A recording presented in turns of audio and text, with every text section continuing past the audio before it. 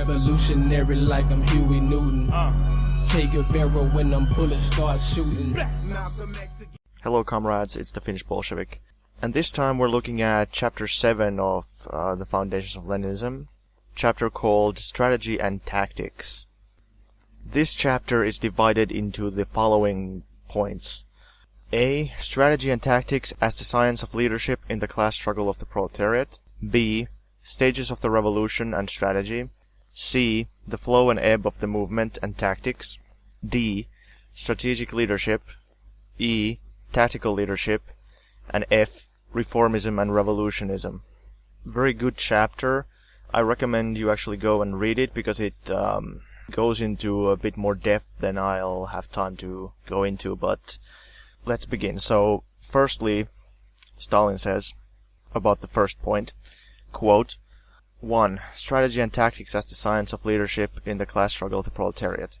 The period of the domination of the Second International was mainly a period of the formation and training of the proletarian political armies under conditions of more or less peaceful development. It was the period of parliamentarism as the predominant form of class struggle. Questions of great class conflicts, of preparing the proletariat for revolutionary clashes, of the means of achieving the dictatorship of the proletariat, did not seem to be on the order of the day at that time. There were fragmentary and detached ideas about tactics and strategy, but no tactics or strategy as such. The mortal sin of the Second International was not that it pursued at that time the tactics of utilizing parliamentary forms of struggle, but that it overestimated the importance of these forms, that it considered them virtually the only forms, and that when the period of open revolutionary battle set in and the question of extra-parliamentary forms of struggle came to the fore, the parties of the Second International turned their backs on these new tasks, refused to shoulder them. End of quote. First, he reminds us that the period of the Second International mainly, so we're talking about after the end of the First International to before the First World War, basically. Even though, as he goes on to say, there was the First Russian Revolution, the 1905 revolution, which failed, but basically there was this idea that, especially in countries other than Russia, because Russia was a police state, absolute monarchy, in the more democratic, liberal, capitalist countries like the UK, Germany, whatnot, which, don't get me wrong, were horrible, but still, people thought that you had a chance in the parliament, like you could really achieve something there. And the socialists were not entirely unpopular in the parliaments either. They, especially in Germany, they achieved great election results. So that's basically the context. And then Stalin says that the mortal sin of the Second International was not that it pursued these tactics, but that they overemphasized these tactics and they denied all other tactics. And this is an important question for modern Marxists to consider, whether to participate in parliamentary elections or not. I think there is a big trend of boycotting all elections. The more radical and the smaller the group is, they tend to boycott all elections. Then there's the bigger parties which might be entirely reformist. There's a bunch of like Trotskyist parties like Socialist Alternative and a bunch of others that are absolute like reformist parties. CPUSA is also totally reformist. There's a bunch of parties like that. And then there's I would say typical like Marxist-Leninist parties which take part in elections, but they don't think that's the only way to do things, or they only take part in certain elections. The Russian Communist Workers' Party is one of those, the Finnish Communist Workers' Party. So the question of participating in elections, Stalin says that it's okay to take part in elections, just whatever makes sense tactically. He's not opposed to elections. I think the ultra-left danger is biggest in smaller and unpopular groups. They're small, they don't think they have a realistic chance. I think that encourages them to come up with ideological reasons for saying that elections are not useful.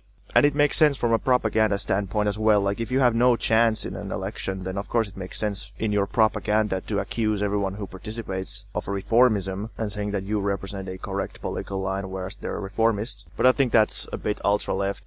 And on the other hand, on the flip side, if you are a pretty big party, and if you had a good chance to win in elections or achieve something big in elections, then at that point, the right danger, the danger of becoming a reformist party is very great. So I wouldn't say that one of these dangers is bigger than the other. They're more like tied to a different context.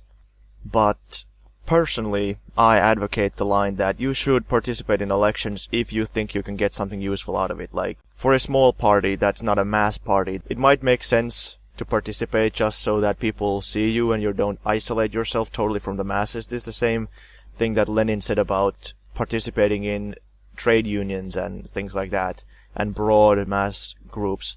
Because even if the trade union or the mass movement is pretty reactionary, then sometimes it still makes sense to participate to some degree, just so that people see that there's some other alternative.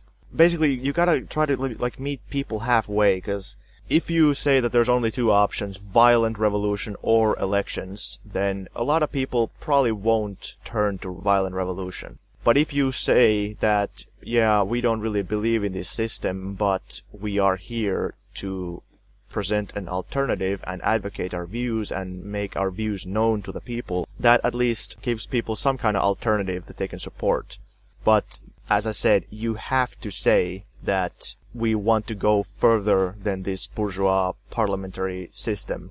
One way or another, like peaceful or forceful, this system will be overthrown in the end. That's the first point. But then there's an interesting thing he says when he basically says that this period before the First World War basically was a period of relatively peaceful development and parliamentarism and stuff like that. That sounds a bit similar to this day. Maybe we'll return to that when he starts talking about the different phases of the revolutionary struggle that happened, but that sounds kind of similar to modern day Europe and first world countries. Reformism is dominating, parliamentarism and, legal and peaceful struggle is definitely the dominant form of struggle. And remember, Stalin doesn't blame the Second International for using these kinds of forms. He says that when the situation changed and there was a revolutionary situation and you needed to start using new forms of struggle, new revolutionary strategies, you gotta use extra parliamentarism and stuff like that. When that new situation happened, these reformist parties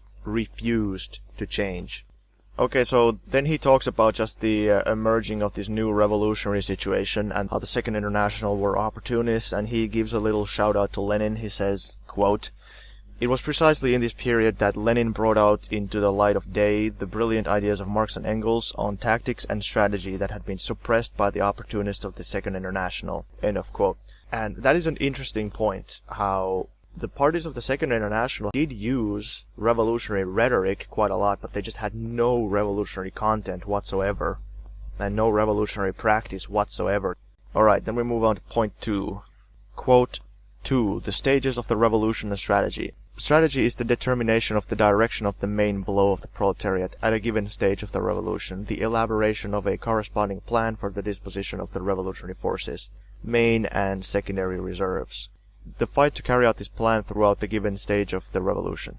And now this is pretty cool. He continues, "Our revolution had already passed through 2 stages, and after the October Revolution it entered a 3rd one. Our strategy changed accordingly. First stage, 1903 to February 1917. Objective, to overthrow Tsarism and completely wipe out the survivals of medievalism. The main force of the revolution, the proletariat. Immediate reserves, the peasantry. Direction of the main blow, the isolation of the liberal monarchist bourgeoisie, which was striving to win over the peasantry and liquidate the revolution by a compromise with Tsarism. Plan for the disposition of forces, alliance of the working class with the peasantry." And then he gives a Lenin quote, "The proletariat must carry to completion the democratic revolution by allying to itself the mass of the peasantry in order to crush by force the resistance of the autocracy and to paralyze the instability of the bourgeoisie."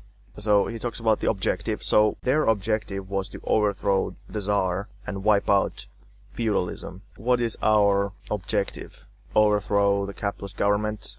I think it's pretty much as simple as that. Main force of the revolution, still I would say proletariat. Immediate reserves. In those days they said their immediate reserves were the peasantry. In our current context, I would say maybe revolutionary intelligentsia, immigrant labor, maybe lumpen proletariat, like the really poor, homeless and unemployed and whatnot. National minorities, ethnic minorities, everybody who's oppressed, basically. I'm thinking about a purely national context at this point. We'll move on to international context in a bit. Petty bourgeois farmers can be our allies, surely, as well as petty bourgeois small business owners can be our allies to a degree, but I think especially the small business owners are kind of unreliable. And same with liberals. Like, I think that liberals can be our allies to a degree, but they are unreliable. I would say anarchists are infinitely more reliable than liberals. Trotskyists, really depends on the Trotskyist, I suppose. Like, I don't trust left communists or Trotskyists at all. Anarchists are more trustworthy. The direction of the main blow before the February Revolution, their direction of the main blow, they defined it as the isolation of the liberal monarchist bourgeoisie, which was striving to win over the peasantry and liquidate the revolution by compromise with Tsarism. So I would say, at this point, our direction of the main blow would be getting everybody against the capitalist class. So just isolate the capitalist class. That shouldn't be too difficult, to be honest. Even things like Occupy and the remnants that still remain from those, like, there's so many people who don't like the rich, who don't like the capitalists, who don't like the 1%, whatnot. Isolate the capitalists, and then you gotta try to isolate the liberals and the moderates, because you know that they will try to make a compromise with the capitalists. They will try to go for social democracy instead of actually getting rid of capitalism. So you gotta try to isolate them. The Nazis and other like right-wing groups, the Nazis are a reserve of the capitalists. They're not an independent force. Similarly, like libertarians and ANCAPs are not an independent force. They're reserves of the capitalist.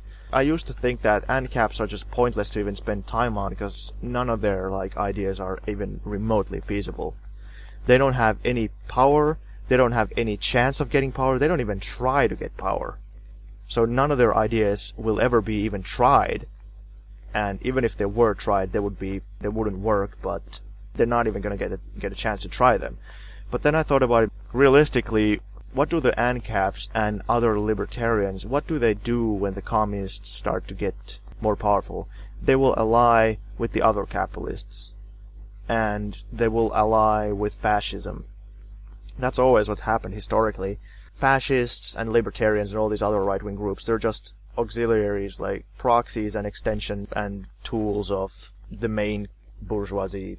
Isolate those people, try to win over like everybody else to the best, like however much you can, the biggest section of the moderates you can, but then at the end of the day you gotta start to isolate the segment of the moderates who wanna compromise with the bourgeoisie. And then the plan for the disposition of forces, at the time the Bolsheviks had alliance of the working class with the peasantry. In our modern context, I would say alliance of the working class with oppressed groups, minorities, and generally the poor. Quote, second stage, March 1917 to October 1917. Objective, to overthrow imperialism in Russia and to withdraw from the imperialist war. The main force of the revolution, proletariat. Immediate reserves, the poor peasantry. The proletariat of neighboring countries as probable reserves. A protracted war and the crisis of imperialism as a favorable factor. Direction of the main blow. Isolation of the petty bourgeois Democrats, Mensheviks, and socialist revolutionaries. The socialist revolutionaries were like non-Marxist, like utopian socialists, and people like that, just to clarify, who were striving to win over the toiling masses of the peasantry and to put an end to the revolution by a compromise with imperialism. Plan for the disposition of forces. Alliance of the proletariat with the poor peasantry. Pretty interesting analysis. There you can see that first what happens is everybody teams up against the Tsar and overthrows the Tsar. Like, that's fine. Everybody wants to do that. But then immediately the liberals and the fake socialists and the fake leftists and Mensheviks and those people, they start making compromises with the capitalists and with the old Tsarists and even like with imperialists, and immediately it starts to happen. And this has happened countless times. Always, this is what happens. The segment, the moderate, well-to-do, like, middle class will start making compromises. They don't want to go to the end. They don't actually want to get rid of all oppression. They just want to get rid of the most, like, glaring oppression that offends their moral sensibilities and impacts them personally. But they don't care about the people who are poorer than them, who would continue to be oppressed in the system that they advocate. With liberals, that's not even necessarily conscious or malicious. They don't have it so bad, so they're not as extreme. Like, they are not the people who have nothing to lose but their chains. Liberals are well off. So it's not that they're mean or like evil people who just don't care about the poor. They just live in such a different context that they don't even, they have a totally different mindset. Protracted war and the crisis of imperialism as a favorable factor. You could say that in our current situation, maybe the relative economic problems are a factor that works in our favor to some degree. Unpopularity of the Trump government is a favorable factor to some degree. The Mensheviks were shown to be fakes and sellouts. If Bernie Sanders had gotten elected, he would have been shown to be a sellout. Syriza, they were shown to be sellouts and fakes. When these moderate leftists get elected, there's basically two ways it can go. They will be shown to be fakes. They will not get any of the things done that they say they will. It's just never going to happen. So it can go two ways. Either that's going to make people want to go even more to the left and say, yeah, let's get rid of those sellouts, let's go all the way, which is what they did with the Bolsheviks and with a bunch of other groups in other countries. But it can also go the other way. It can lead to people being entirely disillusioned with leftism in general, and it can go to the rightward direction. Alright, he continues, quote, "Third stage began after the October Revolution. Objective to consolidate the dictatorship of the proletariat in one country, using it as a base to defeat imperialism in all countries.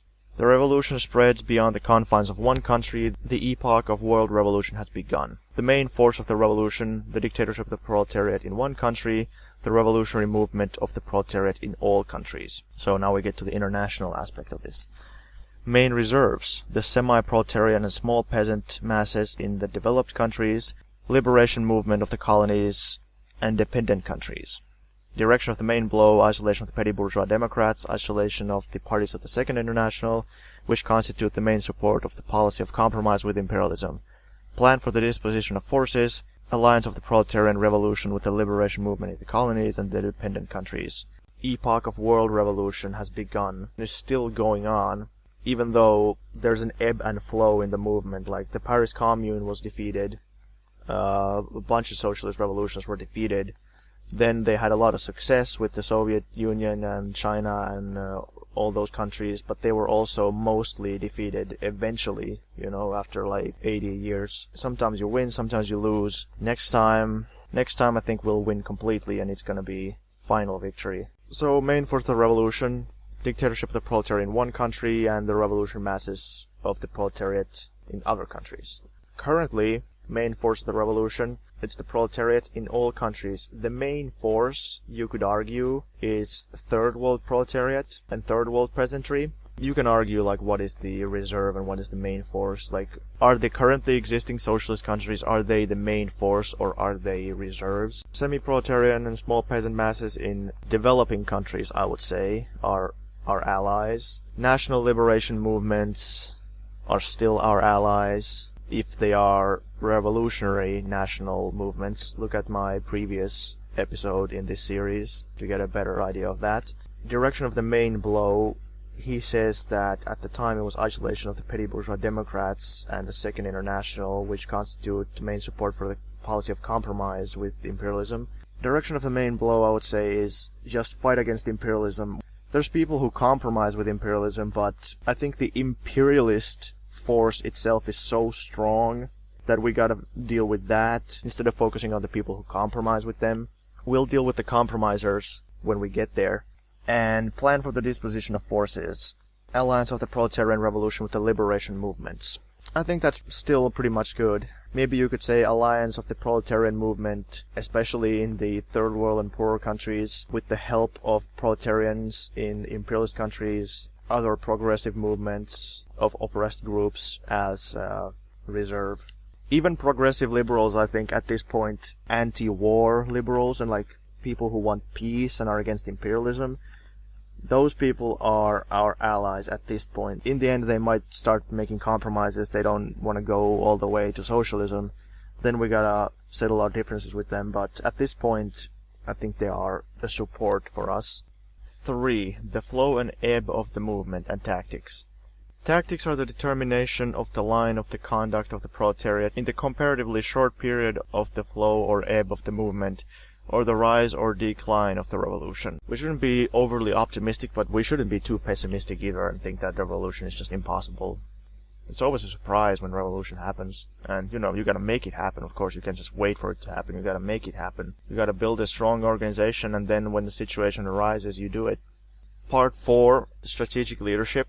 Quote, the reserves of the revolution can be direct, A, the peasantry, and in the general and intermediate strata of the population within the country. B, the proletariat of neighboring countries. C, the revolutionary movement in the colonies and dependent countries. D, the conquest and gains of the dictatorship of the proletariat, part of which the proletariat may give up temporarily while retaining superiority of forces in order to buy off a powerful enemy and gain a respite. And indirect, A, the contradictions and conflicts among the non-proletarian classes within the country, which can be utilized by the proletariat to weaken the enemy and to strengthen its own reserves.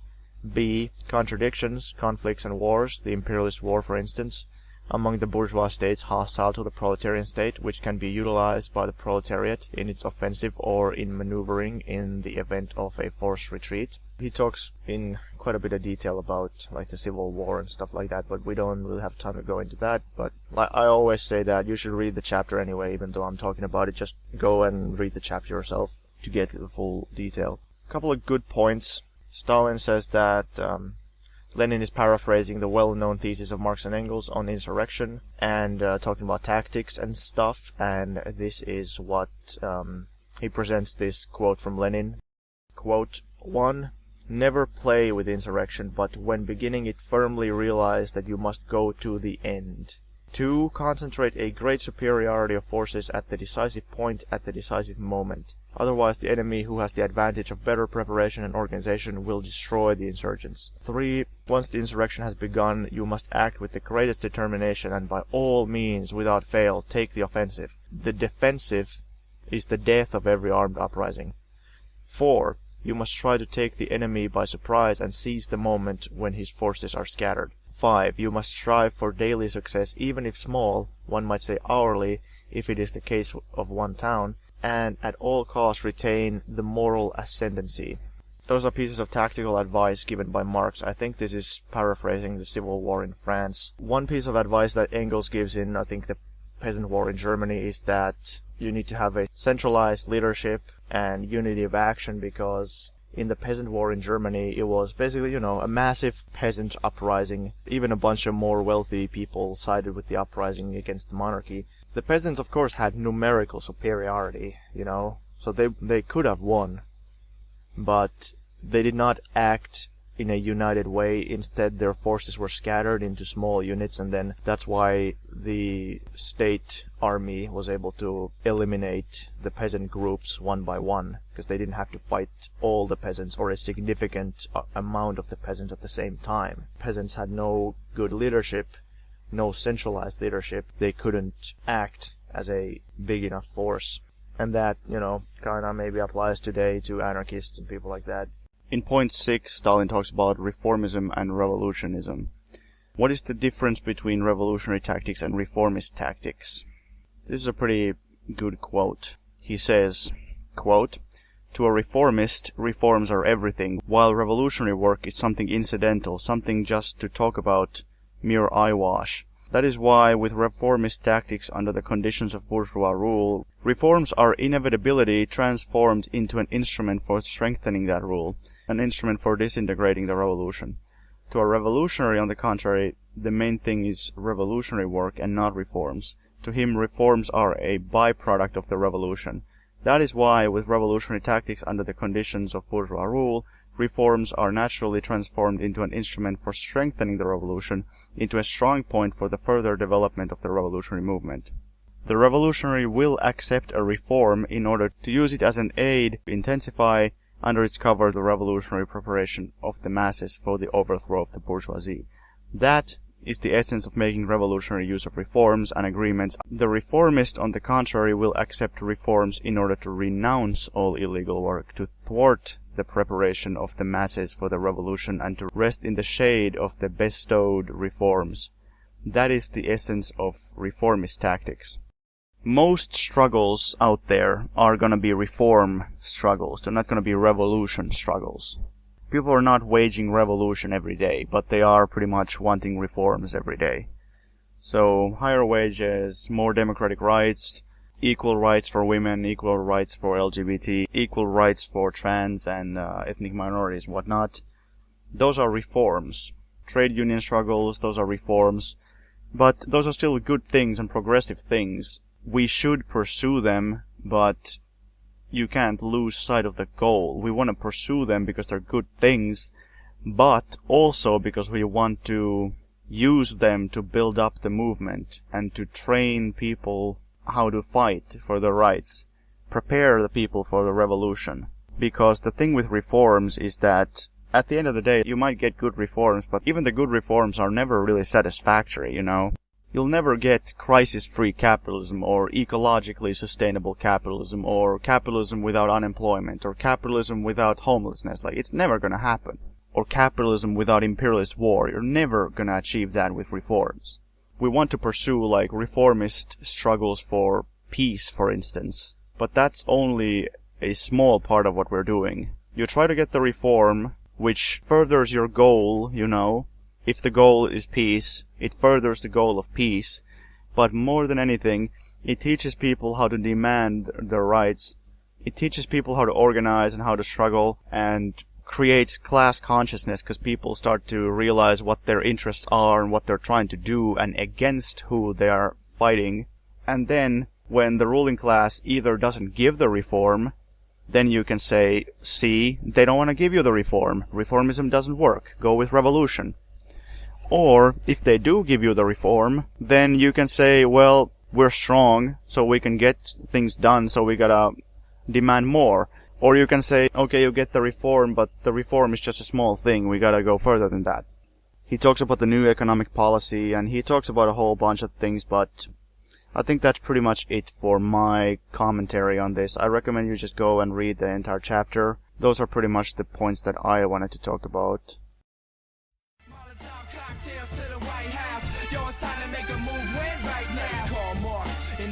After dark by candlelight.